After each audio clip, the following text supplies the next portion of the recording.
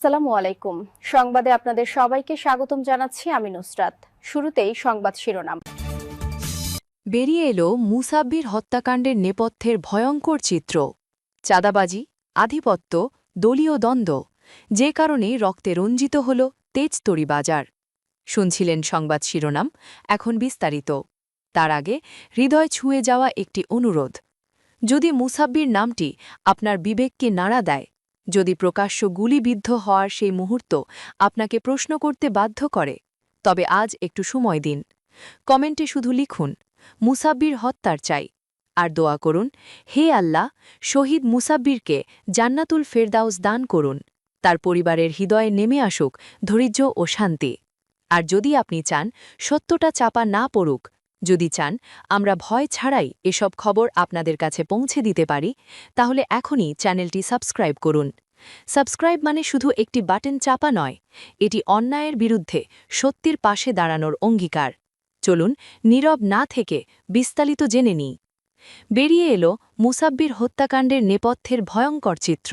চাঁদাবাজি, আধিপত্য, দলীয় দ্বন্দ্ব, যে কারণে রক্তে রঞ্জিত হল তেজতরি বাজার। রাজধানীর তেজগাঁও, ব্যস্ত শহরের স্বাভাবিক সন্ধ্যা হঠাৎ করেই আতঙ্কে রূপ নেয়। কয়েক সেকেন্ডের গুলির শব্দ বদলে দেয় বহু হিসেব, থামিয়ে দেয় একটি জীবন, আর সামনে নিয়ে আসে রাজনীতির ভেতরের ভয়ঙ্কর বাস্তবতা। ঢাকা মহানগর উত্তর স্বেচ্ছাসেবক দলের সাবেক সাধারণ সম্পাদক মোহাম্মদ আজিজুর রহমান ওরফে মুসাব্বির হত্যাকাণ্ড নিয়ে একের পর এক চাঞ্চল্যকর তথ্য বেরিয়ে আসছে। বুধবার ৭ জানুয়ারি রাত আনুমানিক ৮:২০ তেজতরি বাজারের স্টার কাবাবের পেছনের গলি, Ahsan Ullah institute of technical and vocational education and training AITVET polytechnic ইনস্টিটিউটের সামনের পাকা রাস্তা। প্রতিদিনের মতো বন্ধুদের সঙ্গে কাউরান বাজারের সুপারস্টার হোটেলে আড্ডা শেষে বাসার উদ্দেশ্যে রওনা দেন মুসাব্বির। সঙ্গে ছিলেন কাউরান বাজার ভ্যান চালক সমিতির সাধারণ সম্পাদক আবু সুফিয়ান বেপারি ওরফে মাসুদ। প্রত্যক্ষদর্শীদের ভাষ্য অনুযায়ী ঘটনার আগেই কয়েকজন যুবক ওই এলাকায় ঘোরাঘুরি করছিল। আচরণ ছিল সন্দেহজনক, কিন্তু ব্যস্ত এলাকায় এমন দৃশ্য নতুন নয় বলে কেউ গুরুত্ব দেয়নি। ঠিক তখনই ওত পেতে থাকা ৪ থেকে ৫ জন অজ্ঞাতনামা অস্ত্রধারী তাদের গতিরোধ করে। কোনো কথা, কোনো তর্ক নয়, একেবারে কাছ থেকে অ্যালোপাথারি গুলি শুরু হয়। মুসাব্বিরের ডান হাতের কনুই ও পেটের ডান পাশে গুলি লাগে। তিনি রক্তাক্ত অবস্থায় মাটিতে লুটিয়ে পড়েন। তাকে বাঁচাতে এগিয়ে গেলে মাসুদকেও পেটের বাঁ পাশে গুলি করা হয়। দুজনেই রাস্তায় পড়ে ছটফট করতে থাকেন। হামলাবাররা নিশ্চিত হতে চায় কাজ শেষ হয়েছে কিনা।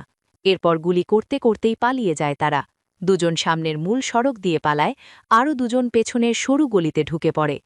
ঘটনাস্থলে তখন শুধু আতঙ্ক, চিৎকার আর মানুষের ভিড়। আহত অবস্থায় দুজনকে দ্রুত উদ্ধার করে প্রথমে নেওয়া হয় বিআরবি হাসপাতালে। সেখানে কর্তরত চিকিৎসক মুসাব্বিরকে মৃত ঘোষণা করেন। পরে তার মরদেহ পাঠানো হয় ঢাকা মেডিকেল কলেজ মর্গে। মাসুদকে উন্নত চিকিৎসার জন্য ঢাকা মেডিকেলে নেওয়া হয়। তার পেটে অস্ত্রোপচার করা হয়। চিকিৎসকরা জানান তার অবস্থা ছিল শঙ্কাপন্ন, তবে বর্তমানে তিনি শঙ্কামুক্ত। এই হত্যাকাণ্ডের পরপরই পুরো তেজগাঁও এলাকায় আতঙ্ক ছড়িয়ে পড়ে। রাজনৈতিক অঙ্গনেও শুরু হয় তীব্র আলোচনা। এটি কি শুধুই একটি ব্যক্তিগত শত্রুতার ফল, নাকি এর পেছনে রয়েছে দীর্ঘদিনের জমে থাকা চাঁদাবাজি ও আধিপত্য বিস্তারের লড়াই?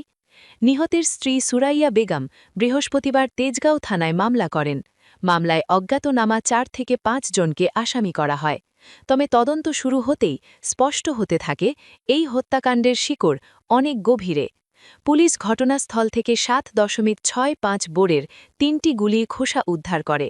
আশপাশের সব সিসিটিভি ফুটেজ সংগ্রহ করে বিশ্লেষণ শুরু হয়। মহানগর গোয়েন্দা পুলিশ, ডিবি ও তেজগাঁও থানা পুলিশ যৌথভাবে অভিযান চালায়। কয়েকজন সন্দেহভাজনকে হেফাজতে নিয়ে জিজ্ঞাসাবাদ করা হয়। বুধবার রাত 11:30টায় কাউরান বাজার থেকে মোহাম্মদ ফারুক হোসেনকে হেফাজতে নেয় ডিবি। তিনি ২৬ নম্বর ওয়ার্ড যুবদলের সহসভাপতি। রাত ১:৩০টায় ঢাকা মেডিকেল কলেজের সামনে থেকে হেফাজতে নেওয়া হয় আব্দুল মজিদ মিলনকে। তিনি ২৬ নম্বর ওয়ার্ড বিএনপির সাংগঠনিক সম্পাদক। এছাড়া মামলার তদন্তে থাকা তেজগাঁও থানা পুলিশ আরও ৩ জনকে হেফাজতে নেয়। সবাই কোনো না কোনোভাবে রাজনৈতিক সংগঠনের সঙ্গে যুক্ত, যা তদন্তকে আরও জটিল করে তোলে। এই হত্যাকাণ্ড নিয়ে সবচেয়ে আলোড়ন তোলে ডিএনপি কমিশনার শেখ সাজ্জাদ আলীর মন্তব্য। তিনি স্পষ্টভাবে বলেন, মুসাব্বির হত্যার নেপথ্যে রয়েছে চাঁদাবাজি ও আধিপত্য বিস্তার। ঘটনাটি ঘটিয়েছে রহমান। তাকে এখনও পাওয়া যায়নি। তাকে পেলেই সব বেরিয়ে যাবে। রহমানের রাজনৈতিক পরিচয় জানতে চাইলে তিনি বলেন, সে কাউরান বাজারে চাঁদাবাজি করে। এই মন্তব্যের পর থেকেই তদন্তের দিক আরও স্পষ্ট হয়। পুলিশ সূত্র জানায়, কাউরান বাজারে চাঁদা নিয়ন্ত্রণ নিয়ে মুসাব্বিরের সঙ্গে একাধিক ব্যক্তির দীর্ঘদিনের দ্বন্দ্ব চলছিল। বিশেষ করে ৫ আগস্ট পট পরিবর্তনের পর পরিস্থিতি আরও উত্তপ্ত হয়ে ওঠে। ঢাকা মহানগর উত্তর বিএনপির শীর্ষ এক নেতার সঙ্গে তার বিরোধ তৈরি হয়। এছাড়া যুবদলের বহিষ্কৃত নেতা আব্দুর রহমানের সঙ্গেও তার দ্বন্দ্ব ছিল। হত্যাকাণ্ডে তার সম্পৃক্ততার বিষয়টি তদন্তে গুরুত্ব পাচ্ছে। পাশাপাশি ফার্মগেট এলাকায় একটি গ্যারেজ দখল নিয়েও দুই গ্রুপের মধ্যে কিছুদিন ধরে উত্তেজনা চলছিল। প্রাথমিক অনুসন্ধানে ওই ঘটনায় মুসাব্বিরের সম্পৃক্ততার তথ্য পেয়েছে পুলিশ। আরও একটি পুরনো ঘটনা নতুন করে আলোচনায় এসেছে। গত বছর ২৯ ডিসেম্বর চাঁদাবাজির প্রতিবাদে ব্যবসায়ীরা মানববন্ধন করলে সেখানে হামলার ঘটনা ঘটে। পরে ওই ঘটনায় পুলিশ ১১ জনকে গ্রেফতার করে। তদন্ত সংশ্লিষ্টদের ধারণা, ওই ঘটনার পর এলাকায় আধিপত্যের ভারসাম্য বদলে যায়। অভিযোগ রয়েছে তখন মুসাব্বির সেই জায়গা নিয়ন্ত্রণে নেওয়ার চেষ্টা করেছিলেন। এ নিয়েই উত্তেজনা চরমে পৌঁছয়। নিহতের স্ত্রী সুরাইয়া বেগম জানিয়েছেন, তার স্বামী প্রায়ই বলতেন তার অনেক শত্রু তৈরি হয়ে গেছে এবং যে কোনো সময় তাকে মেরে ফেলা হতে পারে। তবে রাজনৈতিক বা ব্যবসায়িক কোনো সমস্যার কথা তিনি কখনো বিস্তারিতভাবে পরিবারকে বলেননি।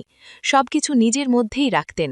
সবসময় সতর্কভাবে চলাফেরা করতেন এবং কোথাও গেলে সঙ্গে লোক রাখতেন। কিন্তু বুধবারই ছিল তার প্রথম সরাসরি হামলা এবং সেটাই শেষ হয়ে যায়। ডিবির হেফাজতে নেওয়ার আগে আব্দুল মজিদ মিলন যুগান্তরকে জানান, হত্যার আগে তারা একসঙ্গেই ছিলেন। বিকেলে তাদের কাছে একজন অপরিচিত লোককে দেখেন, যার ছবিও পর্যন্ত তুলেছিলেন।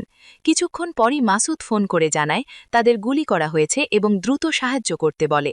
সব তথ্য বিশ্লেষণ করে তদন্তকারীরা এখন খতিয়ে দেখছেন, এটি কি কেবল অপরাধ জগতের আধিপত্যের লড়াই, নাকি এর পেছনে রয়েছে গভীর রাজনৈতিক হিসেব। সিসিটিভি ফুটেজে ২ শুটারকে পালাতে দেখা গেছে।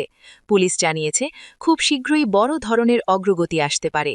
মুসাব্বির হত্যাকাণ্ড এখন আর শুধু একটি খুনের ঘটনা নয়, এটি রাজধানীর রাজনীতি, চাঁদাবাজি ও দখলদারিত্বের অন্ধকার জগতের প্রতিচ্ছবি। সামনে আরও কি বেরিয়ে আসে, সেদিকেই তাকিয়ে আছে পুরো নগরবাসী।